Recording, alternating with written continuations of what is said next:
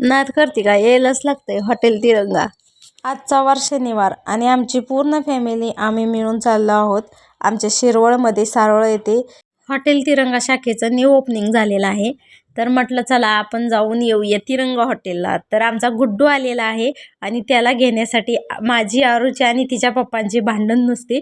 आणि हा बघा गुड्डूचा पप्पा, गुड्डूच्या अंगावर ब्लँकेट टाकायचं सोडून स्वतःच घेतलंय. बघा माझा गुड्डू विचार असल्या थंडीत पण रडत नव्हता, काय नव्हता. सगळ्यांना एवढी थंडी वाजत होती ना. खरंच खूप यावर्षी खूप थंडी आहे बरं का. आणि बहीण काय म्हणते बघा लाडक्या भावाला. गुड्डू, हा गुड्डूने मला ओळखलं. हा गुड्डू ओळखलं ना तुम्हाला, दीदी मी तुझी. फायनली सगळे घरातले जमा झाले बरं का आणि पहिल्यांदा केक घेतला.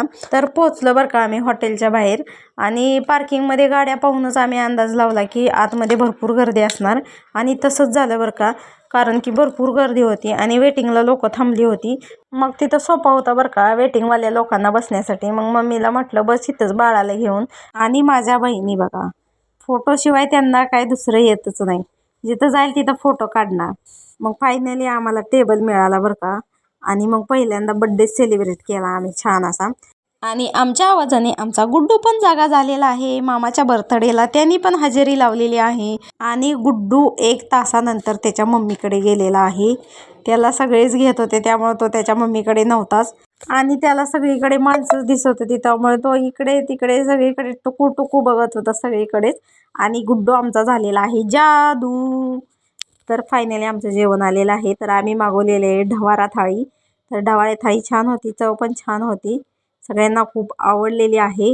शिरवळचे सारोळ्याचे पब्लिक जर पाहत असतील तर नक्की जावा हॉटेल तिरंगाला जेवायला. आणि आमचं क्यूट बाळ बघा कसं बघतंय. तर चला जेवणावर ताव मारून झालेला आहे आणि मस्त असं छान जेवण झालेलं आहे. आणि शाळेचा मेसेज पण आलेला आहे की 10 मिनिटांनी पालकांनी मुलांना घ्यायला येणे. तर बरोबर सहज 12:30 वाजता आलेली आहे आणि आम्ही डायरेक्ट हॉटेलवरून डॉलीला आणायलाच गेलो. सहलही डॉलीची छान झालेली आहे. तर भेटू पुढच्या व्लॉगमध्ये. बाय.